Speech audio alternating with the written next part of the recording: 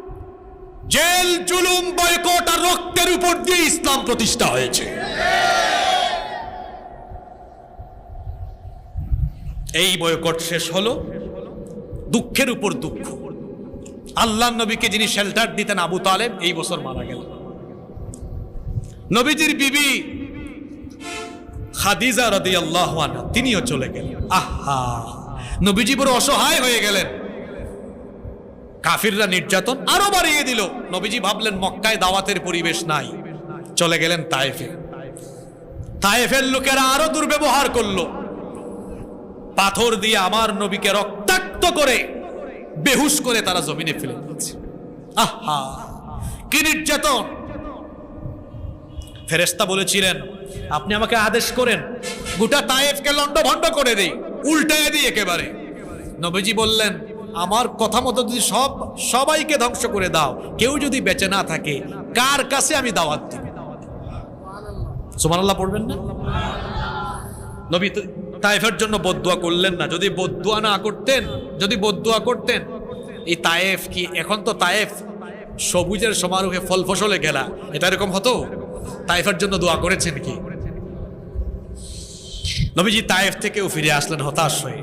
এই চরম দুঃসময়ে আল্লাহ তার নবীকে তার কাছে একান্তে, শোনেন, আল্লাহ তার নবীকে আবার তার কাছে নিচ্ছেন। পৃথিবীর কোন নবী আদম থেকে নিয়ে ঈসা আলাইহিমুস সালাম পর্যন্ত কোন নবীর নসিবে যেটা হয় নাই, আমার নবীকে আল্লাহ সেটাই ঘটাচ্ছেন। আমার নবীর নসিবে আল্লাহ সেটাই ঘটাচ্ছেন ধুলির ধরা থেকে। এবার আমার নবীকে বাইতুল্লাহ থেকে বাইতুল মাকদিস, এতটুকু ইসরা, আর বাইতুল মাকদিস থেকে 7 আসমান ভেদ করে সিদরাতুল মুনতাহা পাড়ি দিয়ে আল্লাহ তার নবীকে মেরাজের মাধ্যমে তার সান্নিধ্যে নিয়ে গেলেন। সুবহানাল্লাহ। আল্লাহ গিফট করলেন 50 ওয়াক্ত নামাজ, সেখান থেকে কমে কমে আসলো কত ওয়াক্ত? নবীজি মেরাজ থেকে আসলেন। লম্বা ঘটনা, মেরাজের ঘটনাকে কেন্দ্র করে আবু বকর সিদ্দিক উপাধিতে ভূষিত হয়েছিলেন। আমি সেদিকে যাচ্ছি না। এমন সময়ে, এটা নবুয়তের 10ম বছর, নবুয়ত পাওয়ার পরে কত বছর? মদিনা থেকে লোকজন হজের মধ্যে এসেছে। খাজরাজ এবং আউস দুইটা নামি দামি বংশ ছিল মদিনায়, দুই গোত্রের মধ্যে মারামারি ছিল। 6 জন ব্যক্তিকে নবীজি দাওয়াত দিলেন। খাজরাজের 6 জন ঈমান আনলো। এরা গিয়ে 1 বছর দাওয়াতি কাজ করে আরো 7 জনকে মুসলমান বানালো। সুবহানাল্লাহ পড়বেন না? কিন্তু ওই 6 জনের থেকে 5 জন বাকি 7 জনকে নিয়ে আসলেন। 7 5 কত হইল? এই 12 জনকে নিয়ে নবীজি একটা বায়াত পড়ালেন, যেটাকে বলা হয় বায়াতে আকাবা, আল আকাবাতুল উলা, আকাবার প্রথম শপথ। এরা যাওয়ার সময় নবীজি একজন সাহাবী পাঠালেন, মুসআব বিন উমাইর, বললেন যাও ওখানে গিয়ে দাওয়াত দাও, মানুষকে কুরআন শিক্ষা দাও। মুসআব বিন উমাইর গিয়ে 1 বছর কঠিনভাবে দাওয়াতি কাজ চালালেন। 1 বছরের দাওয়াতে পরবর্তী বছর সেখানে 73 জন পুরুষ আর বাকি আরো 2 জন নারী পরবর্তী বছর দ্বিতীয় বায়াতে আকাবায় নবীজির কাছে শপথ করলেন। সুবহানাল্লাহ। তারা নবীজিকে মদিনায় যাওয়ার আমন্ত্রণ জানালেন, আউস খাজরাজের বিবাদকে মীমাংসা করার জন্য। এমন সময় নির্যাতন বাড়ল। কাফিররা সিদ্ধান্ত নিল নবীজিকে হত্যা করে ফেলবে। আল্লাহ তাআলা নবীজিকে এবার হিজরতের আদেশ দিলেন। নবীজি তার সাথী আবু বকর রাদিয়াল্লাহু আনহুকে নিয়ে, হিজরতের ঘটনাই তো বলতে অনেক সময় লাগবে, আমি শুধু সংক্ষেপে টাচ করে যাচ্ছি। নবীজি এবার মক্কাতুল মুকাররমা থেকে মদিনা মুনাওয়ারায় হিজরত করলেন। সুবহানাল্লাহ। এই যে গেলেন শুধুমাত্র দ্বীনি দাওয়াত, এই অপরাধের কারণে কাফিররা নবীজিকে মক্কা ছাড়া করল। সাহাবীরাও চলে গেলেন। আল্লাহর নবী মদিনায় গিয়ে সর্বপ্রথম মসজিদ বানালেন। মুসলমানরা যখনই যেখানে যায় মসজিদ বানায়, আর মুশরিকরা যেখানে যায় সেখানে আগে মাজার বানায়। কথা বুঝেন নাই?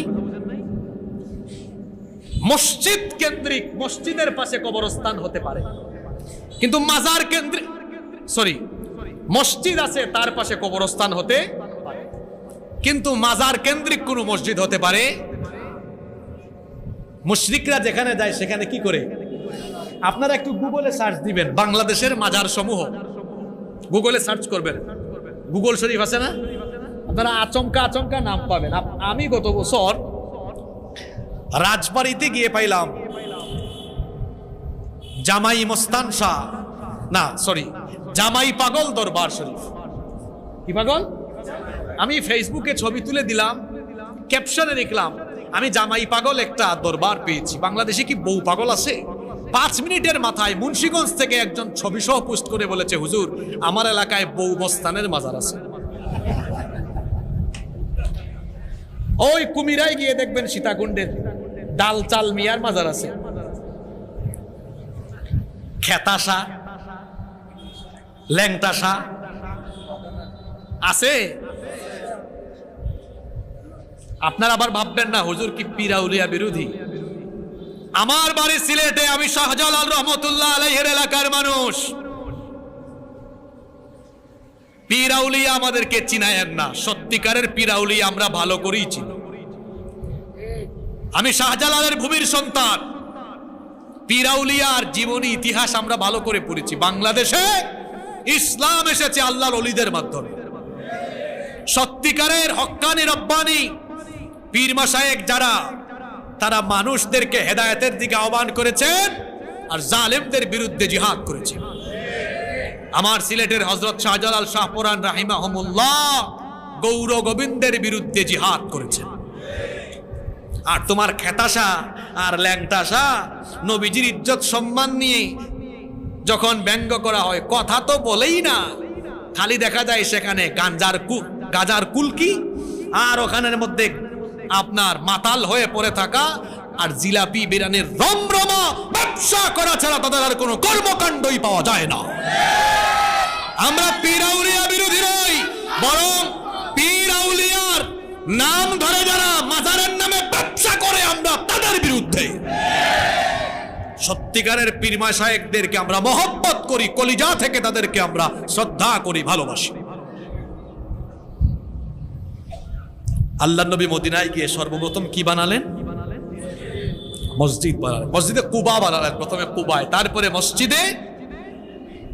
এই মসজিদ শুধু মসজিদ নয়, এটা হলো মদিনার সমাজ রাষ্ট্র পরিচালনার প্রধানতম কেন্দ্র। সুবহানাল্লাহ পড়েন।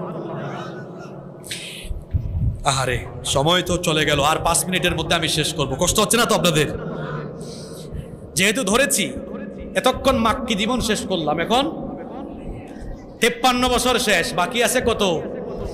13 বছর মার খাওয়ার, সরি 13 বছর মক্কার মার খাওয়ার, বাকি 10 বছর মদিনায় শাসন করার। সুবহানাল্লাহ কইতে ইচ্ছে করে না? আজ যারা বলে ইসলাম আর রাজনীতি আলাদা, এরা রাসূলুল্লাহর সিরাত পড়ে নাই, জীবনী পড়ে নাই। আমার নবী শুধু মসজিদ মাদ্রাসার দাওয়াতের মধ্যে ইসলামকে সীমাবদ্ধ রাখেন নাই, বরং কুরআন দিয়ে সমাজ রাষ্ট্র পরিচালনা করে কুরআনী সমাজ তিনি কায়েম করেছেন। মদিনায় গিয়েছিলেন একজন মধ্যস্থকারী হিসাবে, আউস এবং খাজরাজ গোত্রের মধ্যকার মীমাংসা করে দিলেন। আউস এবং খাজরাজ গোত্রের সবাই মুসলমান হয়ে গেল। নবীজি সেখানে মদিনা সনদ প্রণয়ন করে মদিনাকে একটি স্বাধীন রাষ্ট্র হিসাবে এর গোড়াপত্তন করেন। সেই রাষ্ট্রের প্রধান হয়ে গেলেন মুহাম্মাদুর রাসূলুল্লাহ সাল্লাল্লাহু আলাইহি ওয়াসাল্লাম। কাফিররা বের করে দিয়েছে মক্কা থেকে, আর মদিনায় এসে আমার নবী মদিনা রাষ্ট্রের গোড়াপত্তন করে সেই রাষ্ট্রের প্রধান আল্লাহ তার নবীকে বানিয়ে দিলেন। সুবহানাল্লাহ পড়েন। কাফিররা এই খবর যখন শুনলো, জ্বালাপুরা তো সহ্য হয় না, জ্বালাপুরা তো তাদের সহ্য হয় না। অবশেষে দেখা গেল 624 খ্রিস্টাব্দ, এটা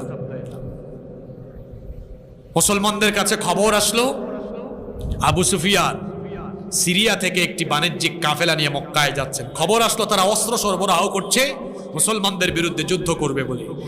নবীজি মুসলমানদের একটা কাফেলা পাঠালেন। উদ্দেশ্য যুদ্ধ ছিল না, সেই কাফেলাকে প্রতিরোধ করা।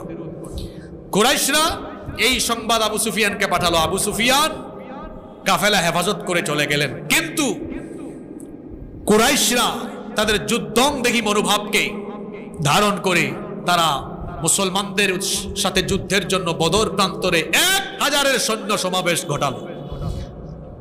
কাফেরদের সংখ্যা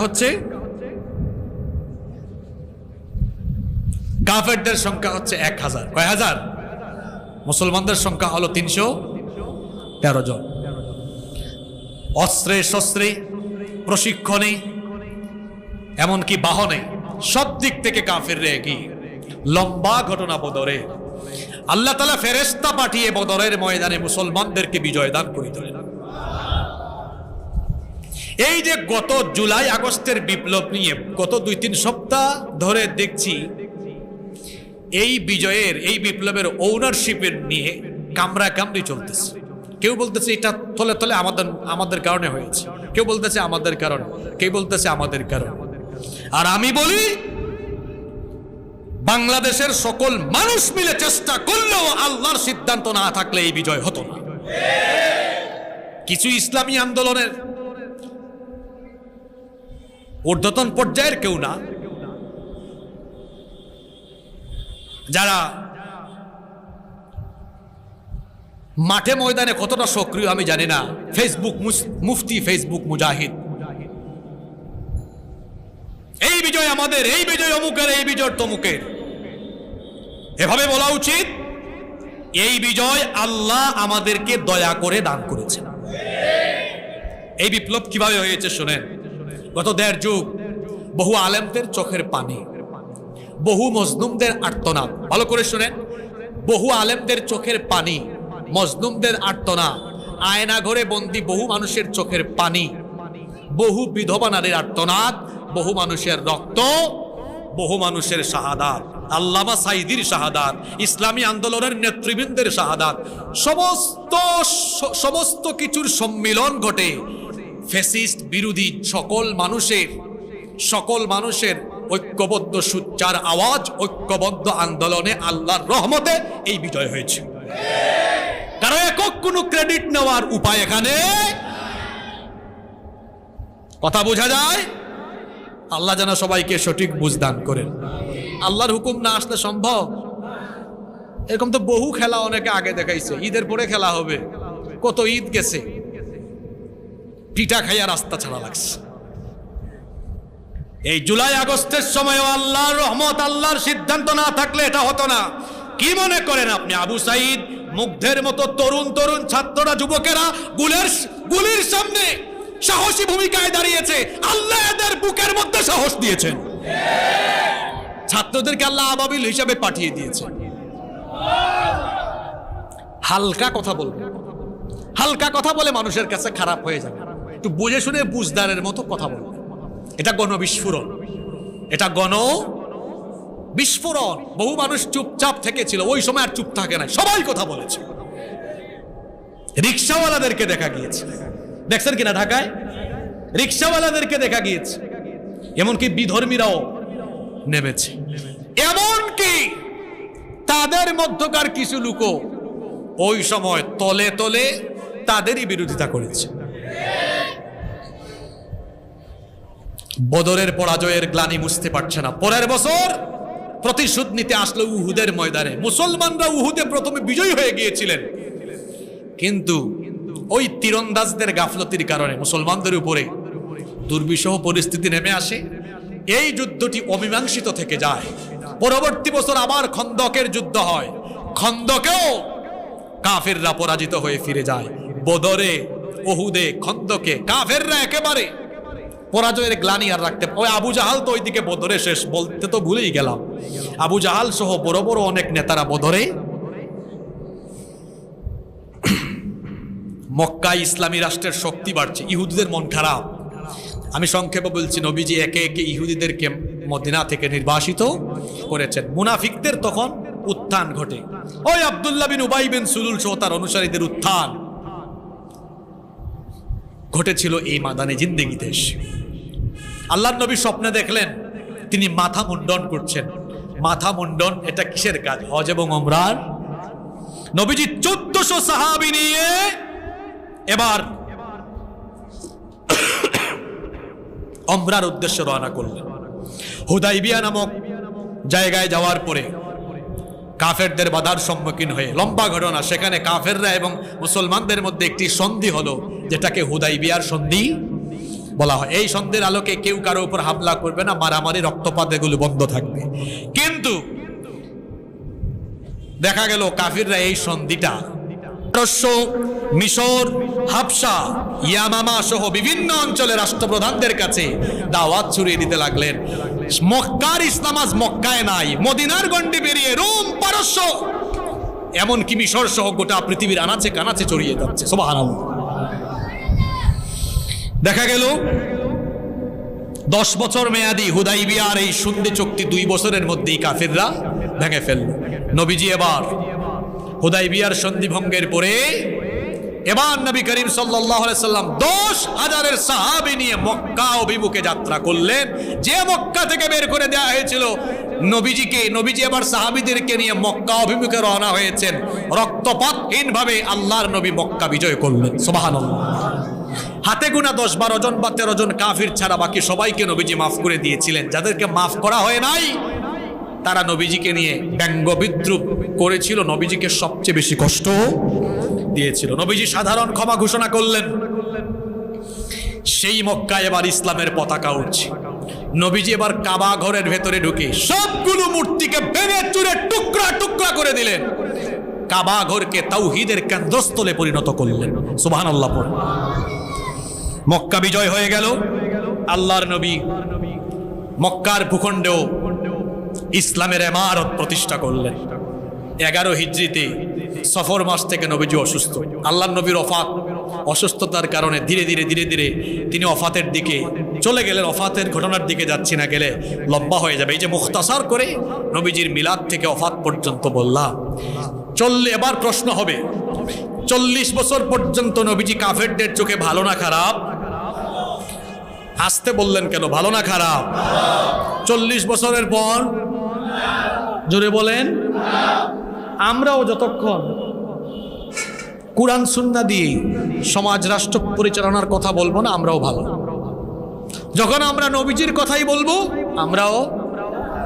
আর নবীজি যখন এই দিনের দাওয়াত, দিন কায়েমের আন্দোলন শুরু করলেন, তখন ফুলের মালা না গালি, জুলুম, নির্যাতন, নিষ্পেষণ, আমরা সব পয়েন্ট বাই পয়েন্ট আলোচনা করলাম।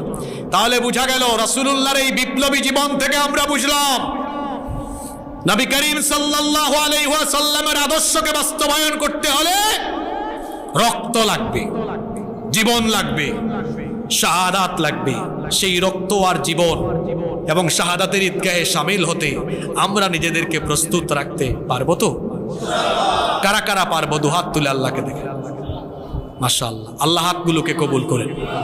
শেষ পয়েন্ট, আল্লাহর নবী অসভ্য সেই সমাজ, অসভ্য সেই রাষ্ট্রকে সংস্কার করেছেন।